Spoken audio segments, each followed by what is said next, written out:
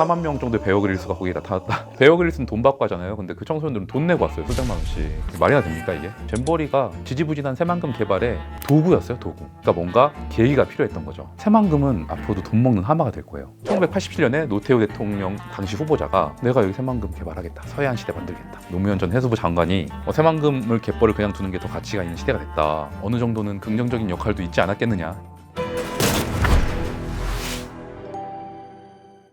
MBC 기후환경팀에서 환경 문제 취재하고 있는 김민욱입니다.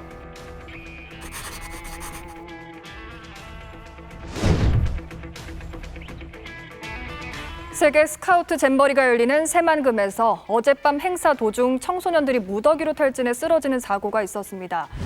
그런 행사에 애당초 적합하지 않았던 곳이에요. 거기는 결국에는 바다 해수면보다 수위가 낮은 땅이라는 뜻이잖아요. 그럼 물은 결국 높은 곳에서 낮은 곳으로 흐르게 돼 있죠. 근데 비가 그 땅에 내렸는데 빗물이 빠져나갈까요? 거의 고이기 마련이에요.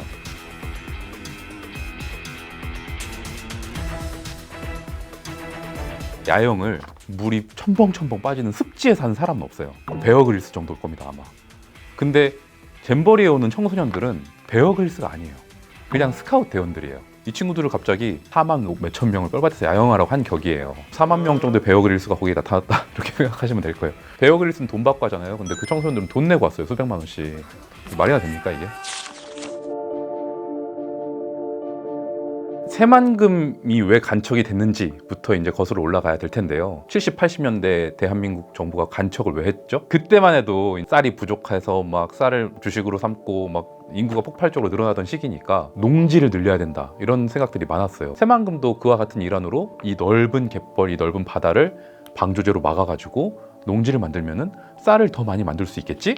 이런 생각이 있었던 거죠. 1987년에 노태우 대통령 당시 후보자가 내가 여기 새만금 개발하겠다. 서해안 시대 만들겠다. 그러면서 이제 그 거대한 바다가 메워지는 작업이 1991년에 시작이 됩니다. 군산 앞바다의 건국 이후 최대 규모의 간척 사업이 벌어집니다. 이 간척지에는 2만 6천 정도의 농경지가 조성돼서 연간 94만 석의 쌀이 생산되고 새만금 지구 간척 사업이 완공되면은 우리나라 국토는 0.4% 확장될 뿐 아니라 본격적인 서해안 시대가 열리게 됩니다. 10년 뒤에 이제 애기들은 이제 다 많이 성장하겠죠. 그때 되게 되면은 아하, 이 대한민국에 어디가 제일 낫지? 바로 여기다. 여러분들이 이렇게 큰 자랑, 자부를 느낄 수 있다. 이렇게 생각합니다. 그래도 농지를 만들겠다고 벼농사를 짓겠다고 새만금 공사를 시작을 했는데 점점 쌀 소비량이 줄어드는 거예요. 이 지방자치단체나 정부 입장에서는 와, 이 땅 어떡하지? 이렇게 만들어가지고 생겨났는데 이거 어떡하지? 하다 보니까 이제 각종 개발 계획들이 들어가는 거죠. 여기를 뭐 공업 지역을 만들겠다, 관광특구로 개발을 하겠다 이런 계획들이 들어갔는데 그러려면 또 돈이 필요하잖아요. 그러다 보니까 뭔가 계기가 필요했던 거죠.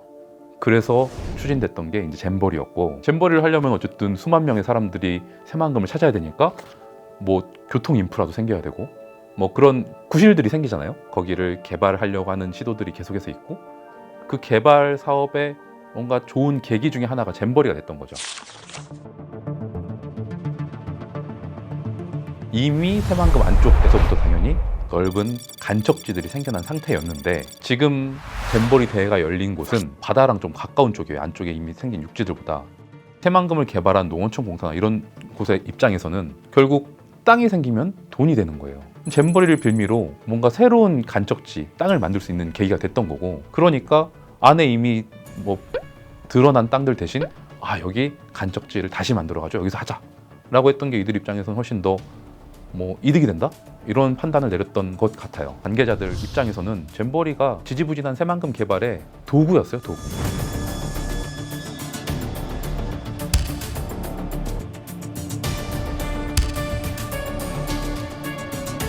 이미 국토교통부가 2000년대 후반부터 전국의 간척지를 다시 갯벌로 만드는 사업들을 검토해 왔을 정도로 2000년대 이후에는 뭐 간척지보다는 갯벌의 상태가 훨씬 더 환경적으로도 그리고 심지어 경제적으로도 유리하다라는 의견이 계속 지배적이었어요. 그리고 요즘 주목받는 것이 이제 블루카본이죠.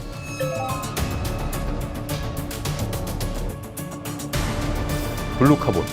그러니까 갯벌 자체도 탄소를 엄청 저장할 수 있는데, 탄소라는 게 결국 왜 중요하냐면은 너무 인류가 탄소를 많이 배출하니까 유럽을 중심으로 탄소 너무 많이 배출하는 제조업 회사들 우리가 이제 규제할 거야 라는 움직임들이 생기기 시작해요. 결국에는 지금처럼 탄소를 많이 배출하는 기업들의 같은 경우에는 유럽의 수출길이 막힌다거나 아니면은 엄청나게 많은 세금을 물게 된다거나 하는 일이 생길 수 있거든요. 그러니까 결국 탄소를 줄이고 탄소를 가둬두고 이런 것들이 되게 중요한 상황이 됐고, 그런 상황에서 중요한 것은 결국 기존의 탄소를 흡수하는 곳들이거든요. 우리나라의 갯벌들이 1,300만 톤의 탄소를 보관하고 있다.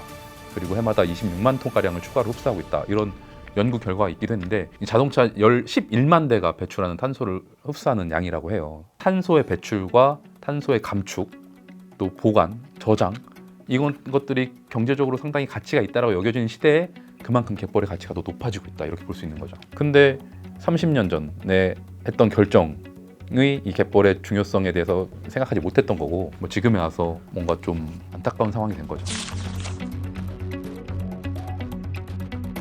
뭐 저도 이번 기회를 계기로 이제 새만금에 대해서 어떤 이야기들 오고 간지를 좀 찾아봤어요. 새만금 이거 계속 추진하는 것보다 갯벌이 지금 더 가치가 있는 시대가 됐습니다 라고 말했던 건 또 공교롭게도 노무현 전 해수부 장관이에요. 대통령 되기 이전에 이런 식으로 나왔는데, 그래 놓고도 또 노무현 전 대통령도 대통령이 되고 나서는 새만금 내가 책임지고 추진한다, 뭐 이런 식의 발언들을 또 했어요. 막상 벌려놓고 나니까 이거 그만하자, 야 이거 우리 잘못했다, 하지 말자라고 하기에는 정치인들 그 누구도 새만금 주변의 유권자들의 민심을 감당하지 못하겠다고 생각을 한 거예요.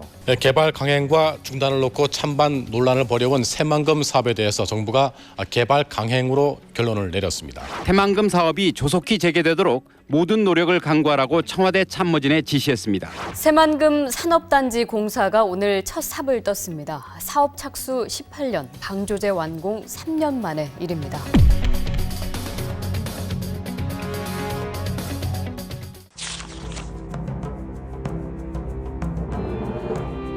새만금의 공항을 놓고 싶어 했던 사람들의 논리는, 우리 2023년에 잼버리 해야 되니까 공항 나와야 돼. 4만 명 오는데 걔네 인천공항에서 여기까지 어떻게 올 거야? 버스 뭐 타고 올 거야? 공항 딱 해서 딱 내려가지고 야영하고 좋잖아? 했던 거죠. 근데 그 공항 공사도 시작도 못했어요. 지금 말이 됩니까? 공항을 놓기 위해서 잼버리를 들먹였던 사람들은 정말 책임이 없는 건지 한번 묻고 싶고요. 우리나라 주변의 바다는 세계 평균보다 빠른 속도로 높아지고 있어요. 바다가 높아지고 있다는 얘기는 뭐냐면은 간척지를 유지하기 위해서 더 많은 돈이 들어간다는 뜻이기도 해요. 간척지는 원래 바닷속에 잠겨있던 땅을 물의 수위를 낮춰가지고 땅을 만들겠다, 이거잖아요. 근데 문제는 방조제 안쪽 만경관과 동진관이 계속해서 물이 내려와요. 그러니까 이거를 계속 막고 있으면은 결국엔 여기가 물로 가득 찰 수밖에 없어요. 물을 계속해서 빼내야 돼요. 그런데 이쪽에 있는 바닷물의 수위가 높아진다? 그럼 물을 빼기가 더 어려워지는 거예요. 너무나 당연한 얘기고, 이 간척지를 유지하기 위해서 앞으로도 천문학적인 돈이 들어갈 수밖에 없고, 리조트가 생기고 해가지고 돈벌이가 된다 이러면 또 모르겠지만, 뭐 그런 장밋빛 청사진들이 제대로 구현되기 어렵다는 걸 가정했을 때 새만금은 앞으로도 돈 먹는 하마가 될 거예요. 잼버리는 새만금에게 헛발질의 끝판왕. 어찌됐든 이번 이 잼버리 일련의 사태들을 계기로 좀 주목을 받게 되지 않았나 싶어요. 새우읽고 외양간 고치기일 수도 있겠지만, 그래 저기 갯벌로 그냥 뒀을 때 훨씬 더 가치 있는 거 아니야? 라는 생각들을 할 수 있게끔 하지 않았나. 또 그분들에게도 뭐 살아있는 환경 교육이 됐을 수도 있겠네요. 반면 교사가 됐겠죠. 네. 아 이렇게 하면 안 되는구나. 우리나라에 돌아가서 이렇게 하지 말아야겠다. 이런 생각들을 하지 않았을까요? 뭐 잼버리 오는 청소년들이 그런 생각까지 하기는 쉽지 않았겠지만, 잼버리의 그 질퍽질퍽한 야영장이 아닌 습지를 떠올리면서 아 있는 그대로가 훨씬 더 가치 있을 수 있겠구나 라는 생각들을 가질 수 있게 된다면은 어느 정도는 긍정적인 역할도 있지 않았겠느냐, 이렇게 생각합니다.